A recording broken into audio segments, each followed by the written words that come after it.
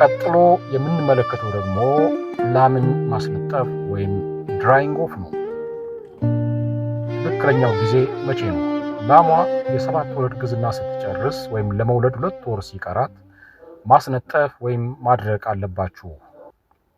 እንዴት ይነጠፋል የሚለውን ስንመለከት ወተቱ እንዲቀንስ ያለባ ሰዓትን ማዘባረቅ፣ ለምሳሌ የዛሬ ማታን መዝለል እና ነገ ጠዋትን መዝለል። መድኃኒትም አለ። ላሟ ስትነጥፍ በጡቷ በኩል በሽታ እንዳይገባ ኢንትራማማሪ ኢንፊውዥን የተባለውን መድኃኒት በአራቱም ጡቶች ውስጥ መጨመር አስፈላጊ ነው።